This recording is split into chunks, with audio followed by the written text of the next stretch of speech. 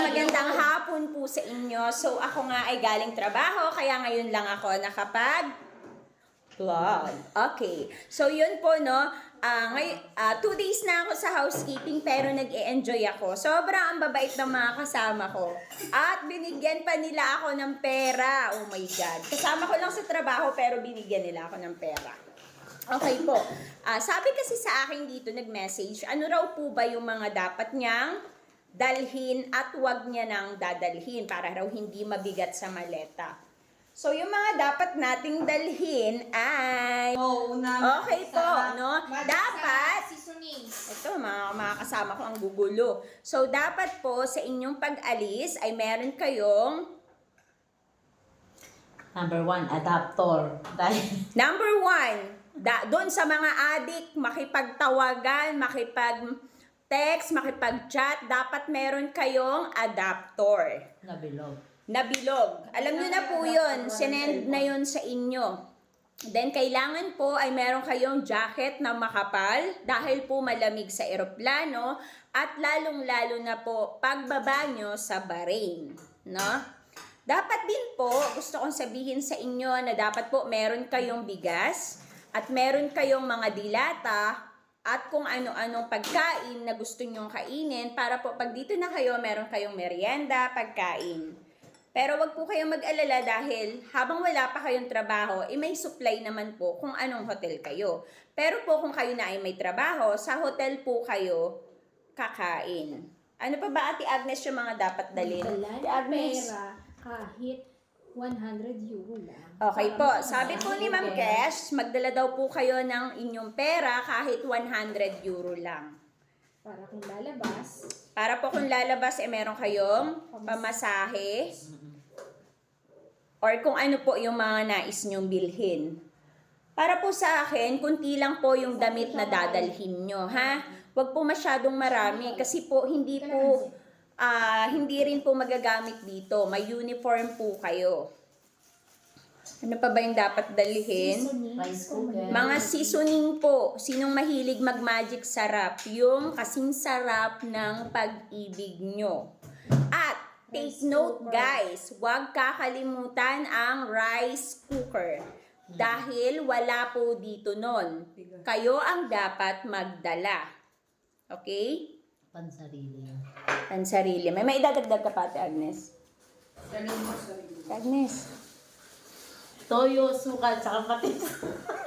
Oo, walang patis at bagong dito, promise. Oo. Ito net, di ba marami kang idea kung ano pa yung mga pwedeng gawin? Tunet, bilis na. Para makadagdag ka. Magdala kayo ng mga gamot nyo kasi kung sakitin kayo. Yung mga over-the-counter lang. Tapos sa personal hygiene, magdala lang kayo mga pang isang buwan na like kung babae ka, yung mga pabango, sabon, shampoo, then yung sanitary things and hygienic something. Alam nyo na yon. Kung lalaki kayo, magdali lang yung deodorant, shampoo. Pero for 1 month lang kasi madami kayong mabibili dito. Kaya lang kasi since wala pa kayong sahod, kailangan nyo muna mag-imbak ng for survival lang. Then yun, yung gaya na sabi nila, yung sa kusina, kung mahilig kayo, kung gusto niyo ng Filipino food, seasonings, tapos kasi wala dito, matatabang yung mga asin nila dito and wala silang other spices bukod sa gamit nila.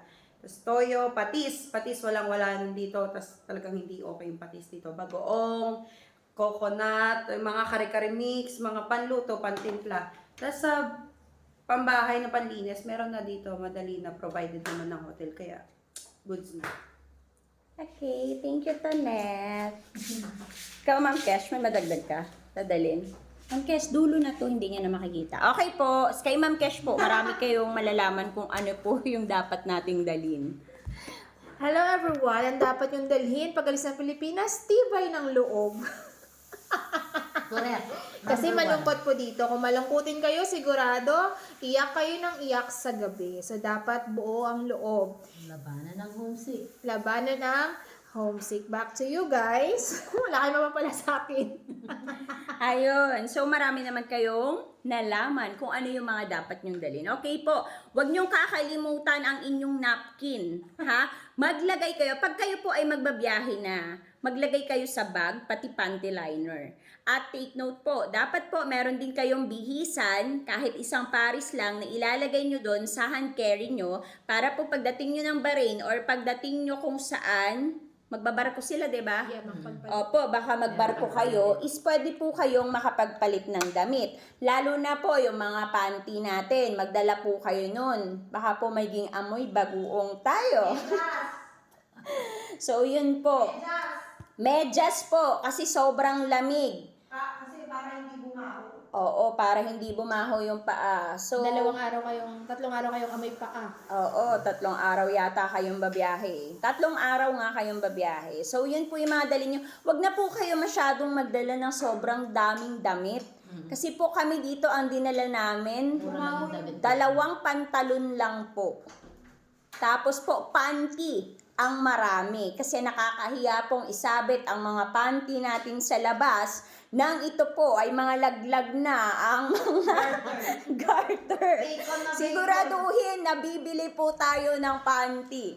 Ha? Underwear. Okay. Ano pa ba? May mga karagdagan pa ba kayo? Oh, yung bra po. Magdala po kayo ng bra. Towel po, marami na ditong towel. Wag na po kayo magdadala. Bote. Ano Personal bottle. Water jug. Maliit lang. Ayun. Ang tawag Ay, doon? bibigyan naman sa Tabo. Tumbler. Ay, yun, tabo. take note. Tabo. Pinaka-importante Kasi po tabo. ako, mamamatay ako pag wala akong panghugas ng puwet ko. Hindi Dahil pwede sa walang akin ang bidet dito, tissue. Walang bidet dito. Tissue. Oo, kaya po dapat magdala kayo ng tabo. No? Yun po. Ano pa ba yung mga dapat nilang dalin? Panghugas ng plato, panglaba. Pero kasi pagdating dito, For meron na eh. 1 week lang. So, yun po. Yung sabon nyo po, panglaba, tama po. Huwag nyo pong kakalimutan kahit po pang 1 linggo lang. Kasi pwede naman po ditong bumili. Ate, sa mga malabong mata na may salamin, magdala ng extra. Mahal dito. Mahal po dito magpasalamin, sabi ni Tonet. So, magdala kayo ng extra nyong salamin sa mata.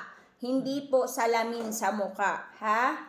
Yun lang po. So, yun lang po yung masashare namin sa inyo ngayon dahil po medyo pagod kami at nakikita nyo po ba si Agnes kain ng kain. Ayan po. Sumubok po kami sa housekeeping pero so far is napaka-goods naman ng lahat. No? So, tara na! Tara na! Dito na magtrabaho!